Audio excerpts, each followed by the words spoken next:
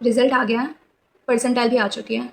अब बहुत बच्चे खुश होंगे कि उनकी मेहनत फाइनली पे ऑफ हुई, बट वही बहुत ऐसे होंगे जो किसी से बातें नहीं कर रहे होंगे, चुप बैठ गए होंगे, बस अकेले सफ़र कर रहे होंगे। अब मैं खुद उसी कैटेगरी में थी। मेरी खुद की जैन अटेम्प्ट में सिर्फ 77 परसेंटाइल आई थी। एंड क्योंकि मैं कोटा में थी तो मेरे जो भी फ्रेंड्स थे या बैचमेट्स थे, सबकी 96-97 परसेंटाइल आई थी। इवन मेरे खुद के बेस्ट फ्रेंड की 98 परसेंटाइल आई हुई थी। तो अब ना अपना पेरेंट्स से कुछ शेयर कर सकते हो, ना फ्रेंड्स से कुछ शेयर कर सकते हो। After all at this point आप खुद को एक फेलियर समझते हो। आपको लगता है कि आप सबसे पीछे छूट चुके हो।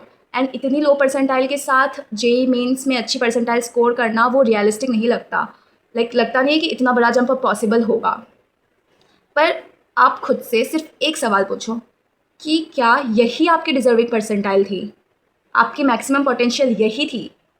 और अगर आपका आंसर ना है तो ही ये वीडियो आगे कंटिन्यू करना। एंड कमेंट सेक्शन में अपनी परसेंटाइल ज़रूर बताना ताकि मैं आपके परसेंटाइल के अकॉर्डिंग आपकी हेल्प कर सकूँ।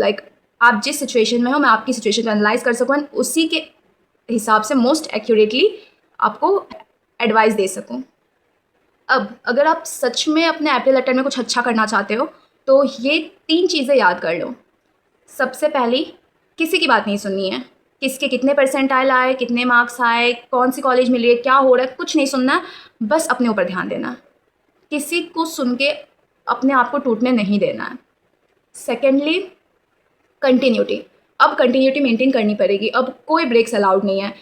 एक दिन आज नहीं पढ़ा, क्या हो गया, एक ही दिन की तो बात थी, नहीं। अब आपको कंटिन्यूटी मेंटेन करनी पड़ेगी क्योंकि बहुत बच्चे ऐसे हैं जिन्होंने एग्जाम देते ही अपनी सिचुएशन एनालाइज कर ली है और वो शुरू हो चुके हैं अप्रैल अटेम्प्ट के लिए। अब आप डिले नहीं कर सकते हो। Thirdly, most important, positive mindset. अब अगर आप पॉजिटिव नहीं रहोगे तो कोई भी दूसरा बंदा आएगा, आपको कुछ भी बोल देगा या आपके खुद के दिमाग में आएगा कि आपने इतनी कम परसेंटाइल करी है, आप नहीं कर सकते हो, ये वो। सोचना ही नहीं है, पॉजिटिव रहना है। बस इतना सोचना है कि ये आपकी डिजर्विंग परसेंटाइल नहीं थी। You deserve much better than this. Okay, ये चीज़ याद रखनी है खुद के लिए। नाउ वॉट, अब करना क्या है? सबसे पहले जो तुम्हारे सबसे स्ट्रॉन्गेस्ट चैप्टर थे, एक ही हो, दो ही हो, उसको अच्छे से करो। उसका अगर टफेस्ट क्वेश्चन भी तुम्हारी शिफ्ट में आ रहा है तो तुमको करना होगा क्योंकि तुम उसको छोड़ने का रिस्क नहीं ले सकते हो। एंड केमिस्ट्री में अब अच्छे क्वेश्चन की प्रैक्टिस करना बिकॉज इस बार केमिस्ट्री अच्छी आई थी। तो एडवांस स्टैंडर्ड के प्रॉब्लम्स प्रैक्टिस कर लेना, इतना टफ नहीं होता क्योंकि अब करना तो तुमको पड़ेगा। एंड दिन में ट्राई करो कि एटलीस्ट अब 8 से 9 घंटे पढ़ो। मैं खुद रोज एटलीस्ट 8 आवर्स तो पढ़ती थी, एटलीस्ट। मैक्सिमम 11-12 आवर्स भी हो जाता था, बट मिनिमम 8 घंटे तो आपको पढ़ना ही होगा अब। एंड ऐसा नहीं है कि आप एक ही सब्जेक्ट को 8-9 घंटे तक पढ़ रहे हो, नहीं। आप सब्जेक्ट्स चेंज करो बिकॉज आप एक ही सब्जेक्ट को पढ़ोगे आपका माइंड एग्जॉस्ट हो जाएगा पूरा। ठीक है, तो ट्राई करो कि आप अपने टाइम को डिवाइड कर लो कि इतने टाइम ये पढ़ना, इतने टाइम ये, इसके बाद ये। ओके। एंड अगर आप कोई एक चैप्टर पढ़ रहे हो तो उसके साथ ही साथ क्वेश्चन कर लो बिकॉज आपने कोई चैप्टर फ्रेश पढ़ा है, चीज़ें आपके दिमाग में है, तभी आप क्वेश्चन प्रैक्टिस करोगे तो सब कुछ अच्छे से निकल जाएगा। क्योंकि बाद में आप क्वेश्चन करने आओगे तो आपको वापस से रिवीजन करना पड़ेगा। ठीक है, तो इसलिए साथ में क्वेश्चन प्रैक्टिस करो। एंड मोस्ट इंपॉर्टेंटली, टेस्ट दो। अब देखो, अगर तुम वेट कर रहे हो कि तुम्हारा पूरा सिलेबस होगा उसके बाद ही टाइम तुम टेस्ट देना स्टार्ट करोगे तो ट्रस्ट भी तुम टेस्ट दे ही नहीं पाओगे बिकॉज सिलेबस कभी भी पूरा जल्दी खत्म नहीं होता है। उसको एटलीस्ट 1 महीने अच्छे से सिलेबस करने में ही निकल जाएंगे, तो फिर टेस्ट देने का मौका मिलता ही नहीं है, सीधे एग्जाम देना पड़ता है। तो अगर तुमने एक ही चैप्टर पढ़ा है, उस एक ही चैप्टर का टेस्ट तो एटलीस्ट तुम उसको एनालाइज तो कर पाओगे कि हाँ जो तुम पढ़ रहे हो उसके सवाल तुमसे हो रहे हैं कि नहीं। तो तुमने जो पढ़ा है उसी का टेस्ट दो, बट टेस्ट दो, टेस्ट मिस नहीं करना है।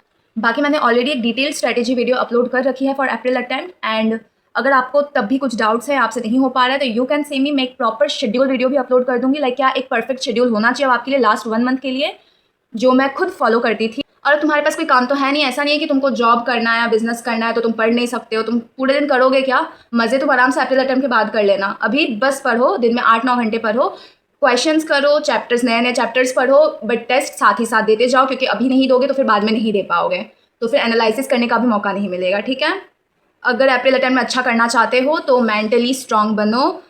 सिर्फ हार्डवर्क का गेम नहीं है, स्मार्ट वर्क का भी गेम है। आप कितने कंसिस्टेंट हो ये भी ज़रूरी है। एंड साथ ही साथ आप कितने पॉजिटिव माइंडसेट के साथ चीज़ें कर रहे हो, अपने आप को टूटने नहीं दे रहे हो। खुद पे भरोसा रखो कि आप जो करोगे अब अच्छा ही करोगे और अप्रैल अटेम्प्ट अच्छा ही होगा। आपके पास कोई ऑप्शन है ही नहीं, कोई बैकअप प्लान मत रखो अपने साथ। Everything is possible if you want to make it happen. Okay, all the best, keep going, bye bye.